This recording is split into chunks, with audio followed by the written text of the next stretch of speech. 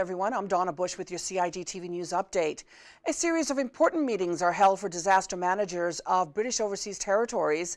The meetings held in Grand Cayman recently were to develop a disaster management work program and schedule for next year. Now, many topics were covered, including recapping the hurricane season that just ended on November 30th, training and developing needs discussions, and a presentation of the annual State of Readiness report by Cayman's McCleary Frederick. Mr. Frederick explained one of the reasons these meetings are important. It's a good opportunity for us as OTs to understand each other's issues, and in the event of a disaster, because of the relationships that we have developed, it will be easier for us to render assistance or receive assistance from the sister territories. Lori Von Cannon was the lead facilitator at the 3 days of meetings. She provided CIG TV with details of the meetings. Hazard management, and hazard management has been showcasing their best practices to us, lessons learned after several years after Hurricane Ivan, their success stories, their areas where they've recognized where they've had to move forward, even though there's been a lot of compliance lately because of not having a very active storm season the last few years. And so we've been able to go out and see the port's contingency plans, the airport's plans. We've been able to visit with the Emergency Operations Center and see how you would work in a national emergency crisis type situation. We've met with staff and heard about their plans and program areas. And the overseas territories have expressed their areas of interest and concern too as it relates to disaster management. We are taking a holistic approach. We're not just viewing from a hurricane perspective. Though we just came off a hurricane season, we're looking at it from an all hazards approach, including tsunamis, if there were any types of incidents related to the cruise ships, and being very proactive. So as we move forward, this is our first meeting. We're going to have a lot of interaction and dialogue throughout the year and in continuing years. But we wanted to come here and visit the Cayman Islands because they've been so proactive in their program areas.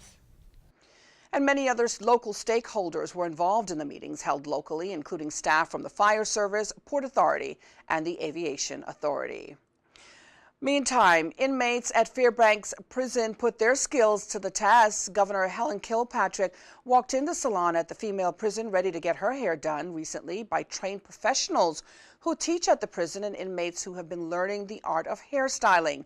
Governor Kilpatrick had a few inches of her hair snipped off, along with a wash, blow dry, and style that turned out as professional as one would get in a mainstream salon.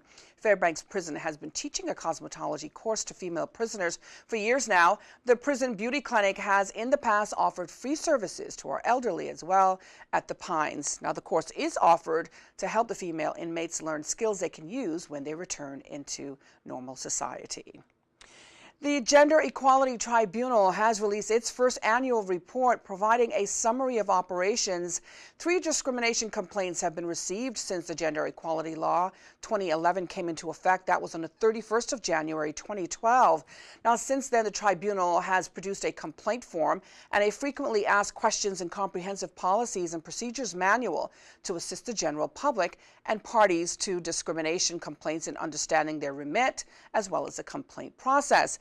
Now, the Honorable Minister for Education, Employment and Gender Affairs, Tara Rivers, received the annual report and says on behalf of the government, she would like to thank all members for their dedication to serving on the tribunal and for providing their time as well as their expertise to promote gender equality here in the Cayman Islands.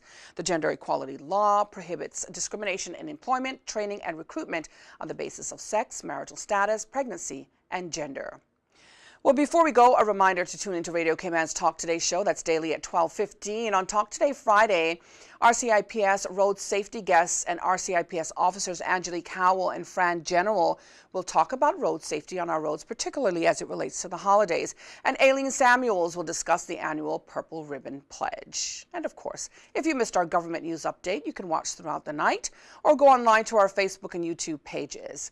All right, everybody, that ends today's government news here on CIG TV. I'm Donna Bush, as always. Thanks for watching. Have a great night, and bye-bye for now.